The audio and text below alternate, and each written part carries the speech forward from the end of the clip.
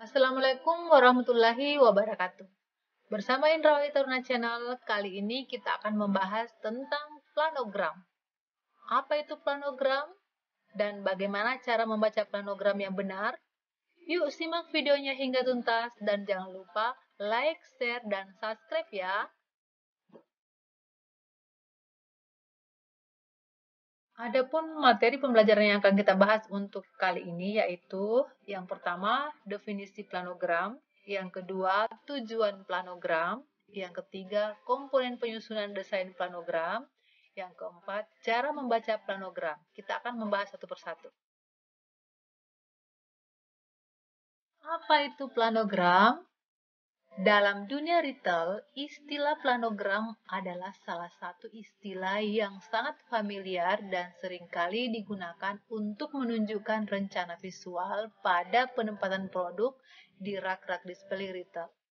Planogram ini sering disampaikan dalam bentuk diagram, dalam bentuk gambar, dan biasanya juga ditangani oleh tim merchandising atau visual merchandising. Adapun definisi planogram menurut Oxford English Dictionary bahwa planogram merupakan diagram atau model yang menunjukkan penempatan produk-produk retail yang ada di rak display untuk memaksimalkan penjualan produk.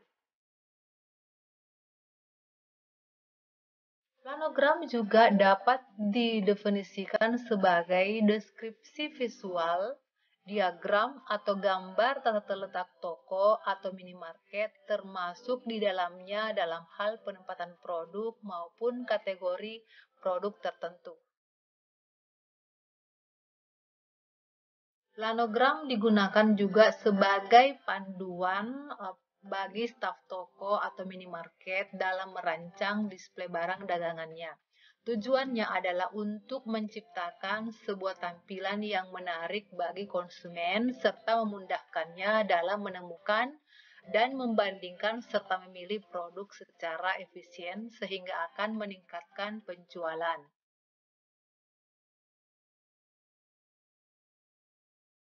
Planogram juga merupakan acuan dalam menentukan lokasi dan jumlah produk yang akan dipajang di rak display. Aturan dan teori untuk membuat planogram diatur di bawah persyaratan merchandising oleh tim visual merchandisingnya. Tujuan planogram bagi retailer antara lain yang pertama meningkatkan volume penjualan atau keuntungan, yang kedua menentukan proses pengisian ulang produk, yang ketiga membuat display produk lebih teratur dan rapi, yang keempat menentukan tata letak produk yang strategis dan mudah dilihat oleh konsumen, yang kelima sebagai faktor bargaining position dengan pihak supplier, yang keenam, untuk menghitung jumlah tenaga kerja yang dibutuhkan oleh retailer. Kemudian yang terakhir, pengendalian persediaan barang. Sedangkan tujuan planogram bagi konsumen antara lain yang pertama, memberikan kemudahan untuk mencari produk di rak pajangan karena semua produk tertata dengan rapi. Yang kedua, membantu proses pemilihan produk berdasarkan harga dan kualitas. Kemudian yang ketiga, membantu konsumen berbelanja hemat dan lebih mudah dalam membuat perbandingan antara produk yang satu dengan produk yang lainnya. Yang keempat, meningkatkan rasa nyaman berbelanja sehingga konsumen lebih mudah dan lebih cepat mencari produknya. Nah, berdasarkan penjelasan tersebut, maka planogram dapat dikatakan bisa digunakan untuk menciptakan konsistensi antara lokasi toko dalam menyediakan alokasi ruang rak yang tepat dan untuk meningkatkan daya tarik melalui visual merchandising-nya serta membuat saran penyandingan produk yang satu dengan produk yang lain. Yang tentunya tujuan akhir dari planogram itu adalah untuk memandu atau memusatkan upaya pendisplayan barang dalam toko yang kemudian nantinya menghasilkan penjualan yang maksimum. Berikutnya, Manfaat penggunaan planogram antara lain yang pertama, planogram mampu meningkatkan nilai penjualan potensial per satuan ukuran luas toko. Yang kedua, dengan planogram bisa menghibur konsumen dengan tampilan visual yang tentunya harus lebih menarik. Yang ketiga, memberikan kemudahan manajemen logistik sehingga ketika suatu merchandise out of stock dapat dengan segera mengisi kembali. Kemudian yang keempat, memberikan positioning yang baik untuk produk-produk yang saling terkait satu sama lain.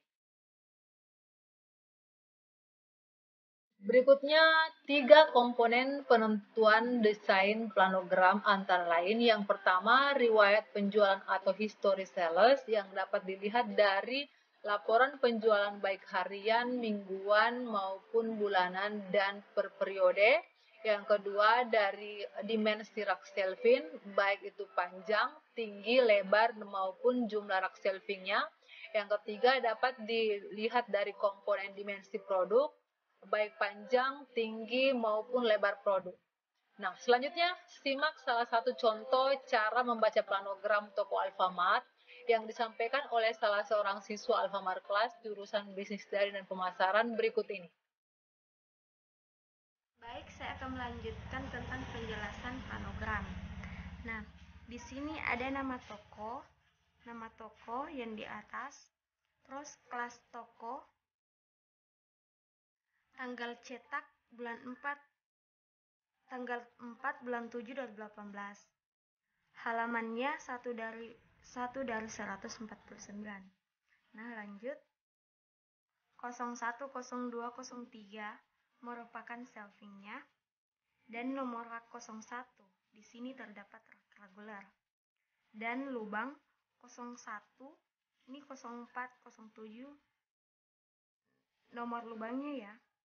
OOS ini merupakan bertandanya tidak adanya atau adanya suatu barang. Bila dia bertanda titik ada, bila dia V berarti barangnya kosong. Posisi A menghadap ke depan, A urut 1 merupakan dan di sampingnya value 140249. Terus di sampingnya lagi ini merupakan barcode. Indomilk UHT full cream merupakan nama atau merek barang. KK kiri kanan 1, AB atas bawah 1, DB depan belakang 5, kapasitas 5, minimal display 0, ICQ 03, tag produk B, dan kelas produk 01. Terima kasih.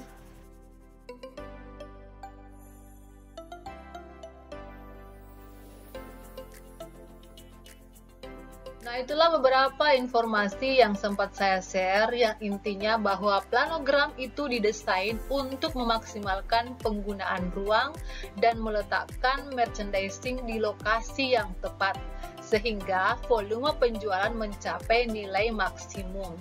Planogram dimaksudkan untuk menjamin toko bahwa dia telah melakukan upaya yang optimal untuk melakukan penjualan terhadap item-item barang yang ditawarkan. Nah, demikianlah, mudah-mudahan apa yang saya sampaikan bermanfaat. Terima kasih atas perhatiannya, mohon maaf atas segala kekurangan. Nantikan video-video pembelajaran selanjutnya di Indrawati Taruna Channel. Terima kasih. Assalamualaikum warahmatullahi wabarakatuh.